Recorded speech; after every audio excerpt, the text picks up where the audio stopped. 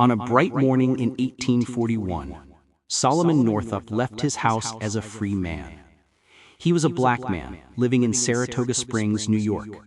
He had papers proving he was born free. He had a wife, Anne, and 3 children. He played the violin at parties and events, and people in town respected him. He was not rich, but he was free, and that meant everything. One day, 2 well-dressed white men came to him with an offer. "We've heard you play," they said. "We're going on tour with a circus. We need a violinist. Good pay, good food, just a short trip to Washington, D.C." Solomon thought of his family. More money would help them. The papers in his pocket said he was a free man from New York. What could go wrong? He agreed. They traveled south together. The men treated him kindly, bought him meals, laughed at his jokes. In Washington, they celebrated the new job with dinner and drinks. Solomon lifted the glass. He drank. The room started spinning. That night, he collapsed with a burning head and a heavy body. When he woke up, everything was gone. No comfortable bed, no clean clothes, no violin, no friends. He opened his eyes to darkness, rough walls, and iron. Heavy chains cut his skin. He was in a slave pen.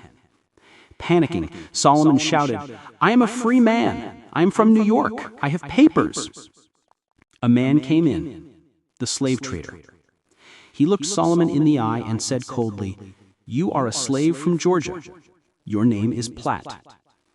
Solomon protested again and again. For every word came the whip.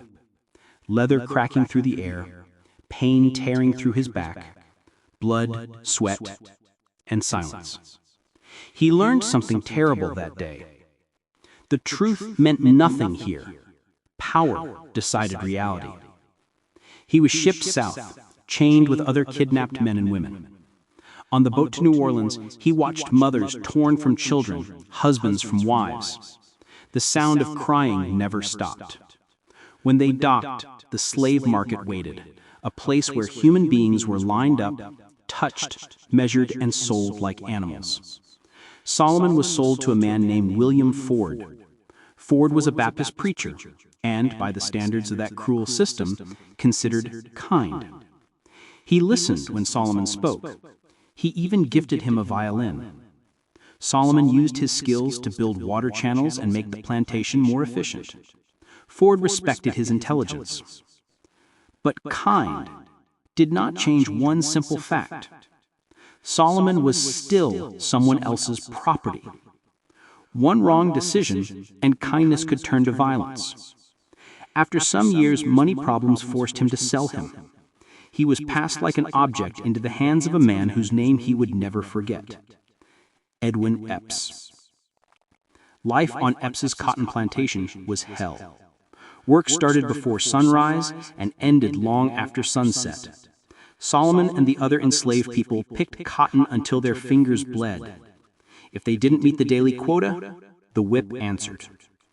Leather cracking through the air, pain tearing through his back, blood, sweat, and silence. On that plantation, Solomon met Patsy, a young enslaved woman with amazing skill in the fields and a spirit that refused to die. Epps obsessed over her, abusing and torturing her, while his jealous wife tormented her too. Solomon watched this cruelty, helpless. He tried to protect Patsy when he could. He tried to hold on to his own name, his memories, his identity. But year after year, the same sun, the same fields, the same beating of bodies and hopes. 12 years passed. In those years, Solomon was not quiet. He tried to escape in small ways. Once he convinced a sailor to mail a letter north to friends in New York. It was a dangerous plan. If caught, he would be killed. The letter never reached its destination. The sailor betrayed him. Epps nearly beat him to death. After that, Solomon appeared obedient on the outside. Inside, he never stopped watching, thinking, remembering. Then, one day, A new man came to the plantation. A Canadian carpenter named Samuel Bass. Bass was different. He spoke openly against slavery, even while standing in the middle of a slave owner's land. "You think it's right to own a man?" he asked Epps. "No man has the right to another man's body." At night, when others slept, Solomon took a terrible risk. He whispered his secret to Bass. "My name is not Platt. My name is Solomon Northup. I am a free man from New York. I was kidnapped. I have a wife, children. I have friends who know me. I beg you, help me." Bass stared at him, silent.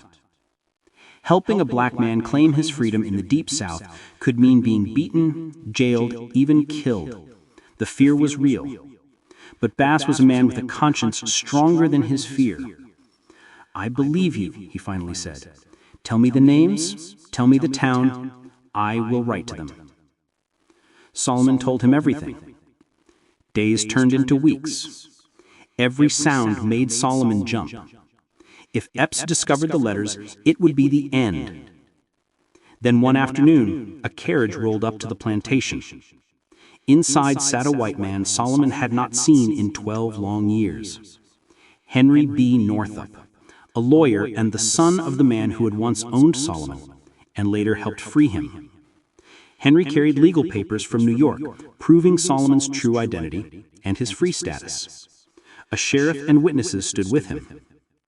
Epps raged, shouted that Solomon was his property, screamed that the papers were lies. But this time the law was on Solomon's side.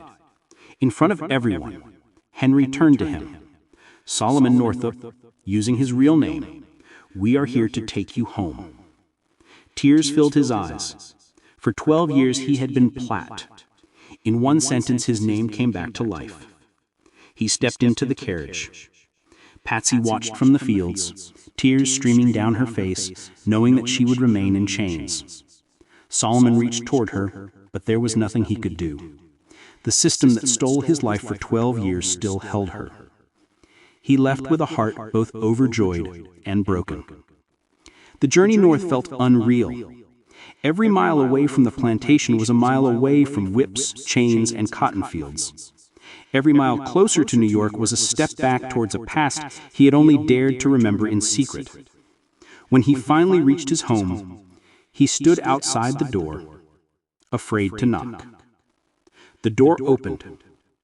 His wife Anne stood there, older, lines of worry on her face.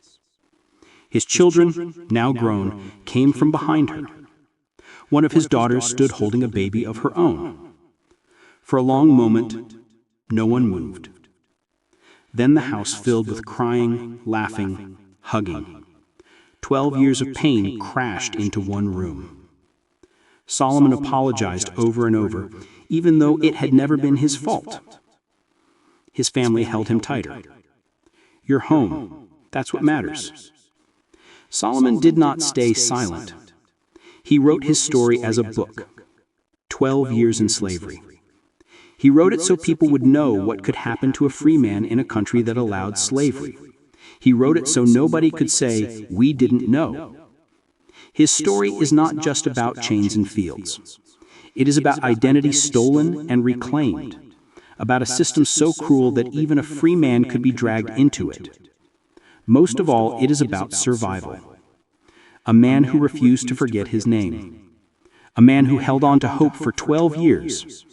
And a man who used his voice once free to speak for millions who never got that chance.